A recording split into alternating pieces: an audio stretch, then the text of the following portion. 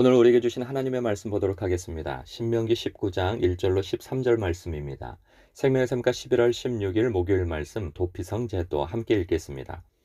내 하나님 여호와께서 이 여러 민족을 멸절하시고 내 하나님 여호와께서 그 땅을 내게 주심으로 내가 그것을 받고 그들의 성읍과 가옥에 거주할 때에 내 하나님 여호와께서 내게 기업으로 주신 땅 가운데에서 새 성읍을 너를 위하여 구별하고 내 하나님 여호와께서 내게 기업으로 주시는 땅 전체를 새 구역으로 나누어 길을 닫고 모든 살인자를 그 성읍으로 도피하게 하라.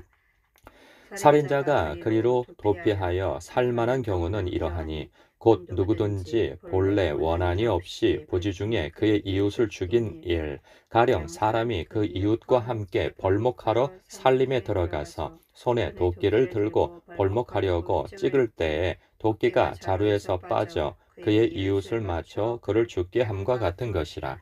이런 사람은 그 성읍 중 하나로 도피하여 생명을 보존할 것이니라.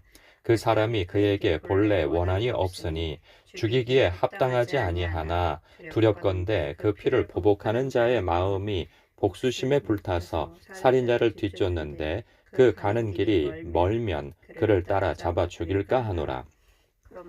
그러므로 내가 내게 명령하기를 새 성읍을 너를 위하여 구별하라 하노라.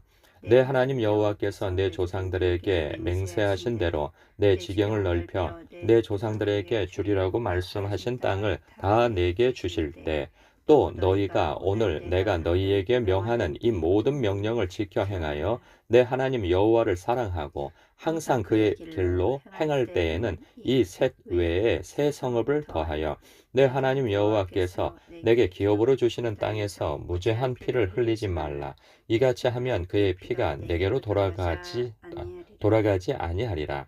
그러나 만일 어떤 사람이 그의 이웃을 미워하여 엎드려 그를 기다리다가 일어나 상처를 입혀 죽게 하고 이 한 성읍으로 도피하면 그 본 성읍 장로들이 사람을 보내어 그를 거기서 잡아다가 보복자의 손에 넘겨 죽이게 할 것이라. 내 눈이 그를 긍휼히 여기지 말고 무죄한 피를 흘린 죄를 이스라엘에서 제하라. 그리하면 내게 복이 있으리라. 아멘. 하나님께서는 큰 범주 안에서도 이 전체적 역사 속에서 또 하나님의 사랑이 하나님의 백성에게 얼마나 크신 사랑을 가지고 계신가 하는 것을 보여주시기도 하는데 이렇게 좀 좁혀서 작은 범주 안에서도 하나님께서 하나님의 백성을 세심히 살피시고 참 사랑하신다 하는 그러한 마음을 엿보는 이러한 장면이 아닐 수 없습니다. 아, 하나님의 나라가 세워질 때, 즉 이스라엘이죠. 이스라엘의 그 신정 국가가 세워질 때 하나님께서 어, 그 고의성이 없는 그 살인을 보호하시고 그리고 고의로 사람을 죽인 것에 대해서 징계를 구분하시고 하시기 위해서 도피성을 마련하세요. 보면 너희들이 이제 가나안 땅을 점령하게 되어져서 그곳에 그 정착하여 살게 되어질 때 먼저는 새 성읍을 구별하여서 도피성을 마련하라고 합니다. 그 이유는 그러니까 고의성이 없이 사람을 죽게 한 경우가 사람이 살다 보면은 있단 말이죠. 그 예기치 못한 그러한 불의한 사고로 인하여서 상대를 죽게 하는 그 상황을 뭐 5절에 4절 5절에 그 언급이 되어졌어요. 예를 들어서 그러면서 이 사람이 본래 원한이 없으니 죽이기에 합당하지 않다는 거죠. 그러니까 고의성이 없이 죽인 거예요. 일부러 죽인 게 아니고 그렇기 때문에 하나님께서는 이러한 사람을 살 길을 열어주시기 위해서 도피성을 마련해 두신 겁니다. 아니면 그를 사랑하는 이 피해자의 그 가족이 원한을 갖고 그를 죽일 수 있단 말이죠. 그렇기 때문에 빨리 도망쳐서 자기의 목숨을 부지할 도피성을 마련해 준 거예요. 대신에 그렇다고 해서 무작정 원한이 없다는 것을 어떻게 알 수 있겠어요? 그것에 대해서 이제 해명도 하고 그래야 하는 건데 그것도 이제 그 사람의 몫이긴 하나 고의성이 없이 사람을 죽인 것에 대해서는 그 죄를 하나님의 보호 아래 두시겠다는 거예요. 그래서 도피성을 마련하는데 반대로 보면 이 고의적으로 사람을 죽인 경우도 생겨난단 말이죠. 그것이 11절의 예예요. 만일 어떤 사람이 그의 이웃을 미워하여서 엎드려 그를 기다리다가 일어나 상처를 입혀 죽게 하고 이 한 성읍으로 도피하면, 그러면 도피성에 도피했다고 해서 그를 살게 할 것이냐? 그렇지 않다는 거죠. 그 본 성읍 장로들이 사람을 보내어 그를 거기서 잡아다가 보복자의 손에 넘겨 죽이게 할 것이라. 내 눈이 그를 긍휼히 여기지 말고 무죄한 피를 흘린 죄를 이스라엘에서 제하라. 그리하면 내게 복이 있으리라.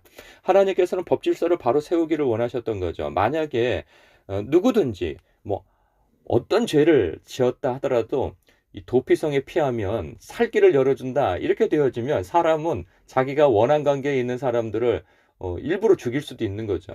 그러면은 이 사회적 혼란이 일어날 수 있게 되어 아주 무법천지가 되어지는 것이죠. 그런 부분에 있어서 하나님께서 법에 있어서 분명하게 그 고의성과 비고의성을 구분하여서 살 길을 열어주시고 또 징계와 심판을 행하심을 봅니다. 예수님께서 이런 말씀을 하셨어요.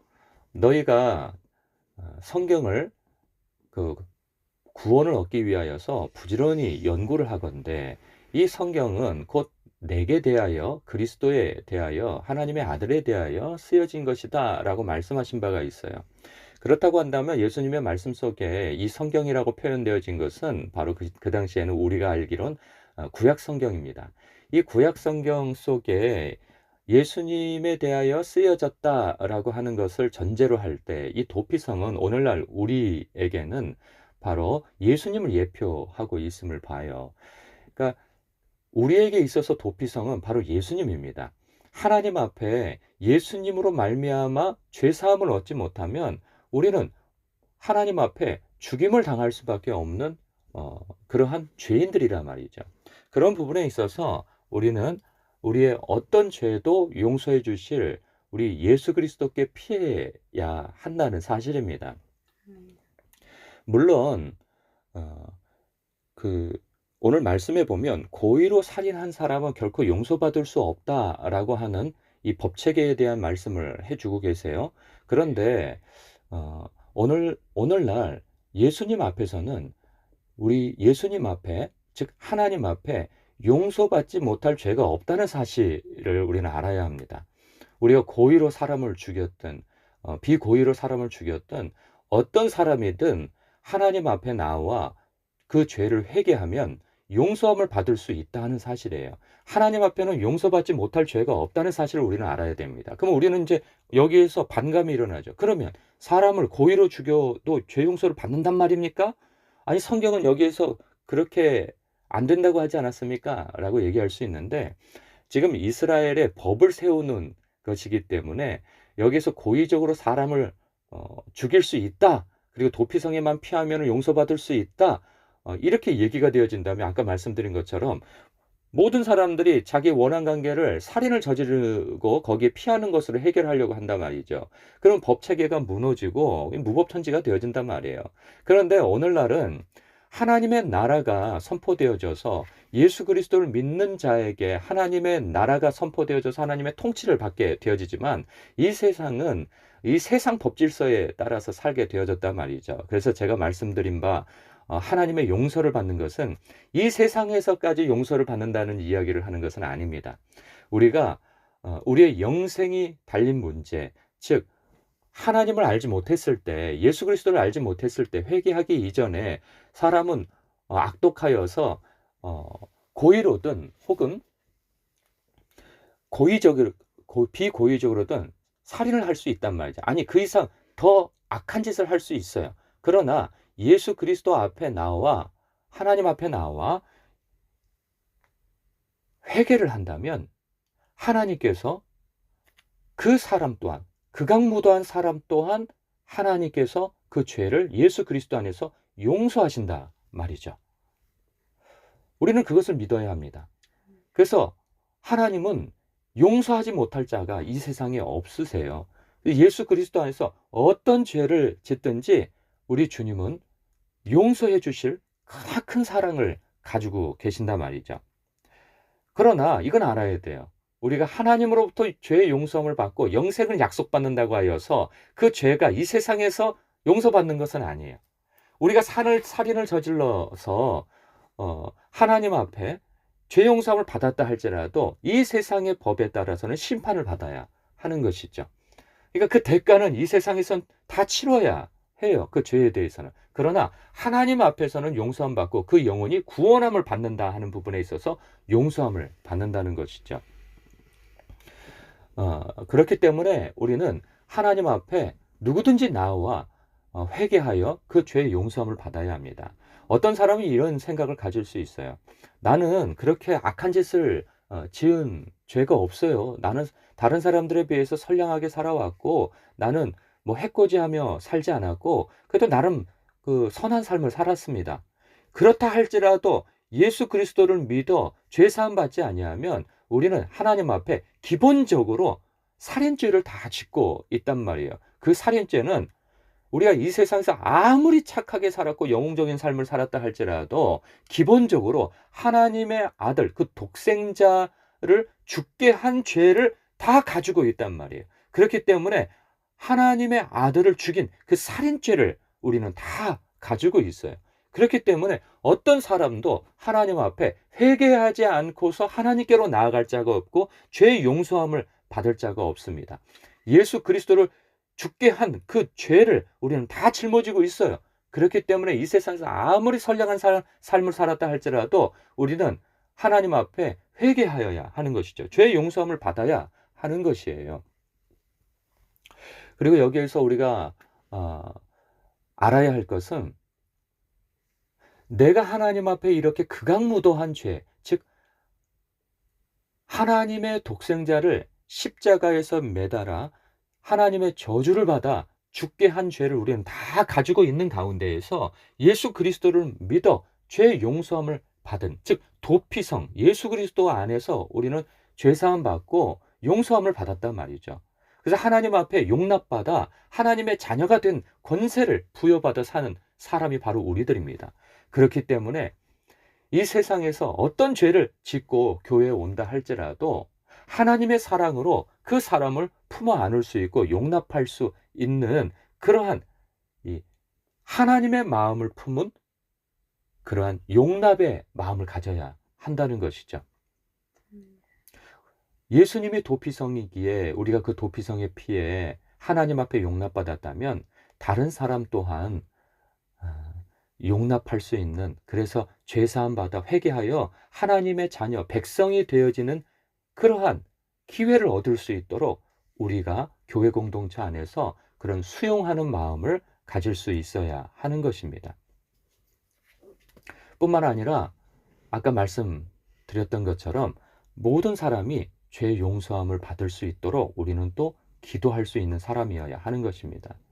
어느 누구도 우리는 하나님 앞에 그 큰 죄를 용서함 받았다는 것에 대해서 사회적으로 큰 무리를 일으키고 그리고 악한 짓을 한 사람도 그 사람 또한 숨이 끊어지지 않는 한 이 세상에서는 용서함 받을 수 있는 길이 있다 하는 사실이죠.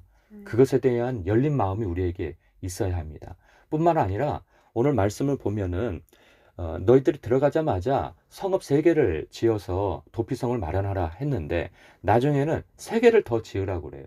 그런데 그 이유가 무엇이냐 하면 그거로 피하는, 너무 멀다 보면 3개만 지어 놓으면 그 성으로 도망가다가 그 추격자에 의하여서 붙잡혀 죽임을 당할 수 있으니 가까운 곳에 마련하기 위해서 3개를 더 지으라고 그런단 말이죠. 그러면 살 수 있는 기회가 더 있단 말이에요. 저는 이 말씀은 오늘날 이렇게 받아들여집니다.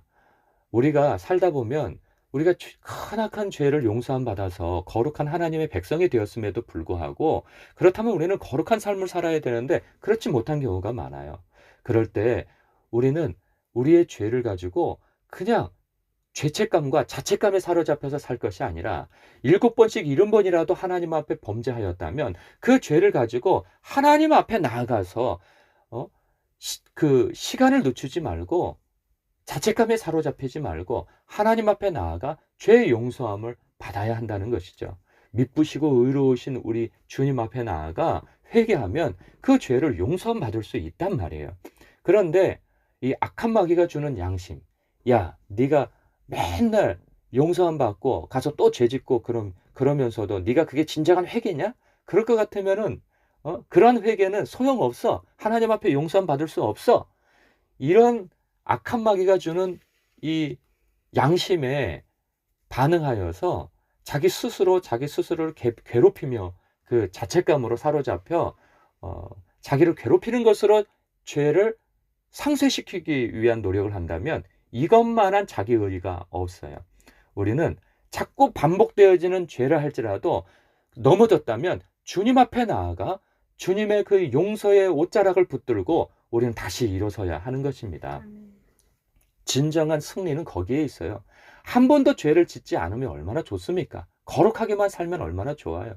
그러나 우리가 또 죄를 짓게 되어진다면 우리를 용서하시는 미쁘고 의로우신 우리 주 예수 그리스도 앞에 나아가 또 용서함을 구하는 거예요. 그것이 계속 반복되어질 때 우리는 비로소 은혜가 무엇인지를 체험하게 되어집니다. 그럴 때 우리는 그 체험한 은혜로서 다른 사람을 용서할 수 있는 그런 은혜 의식을 갖게 되어지는 거예요.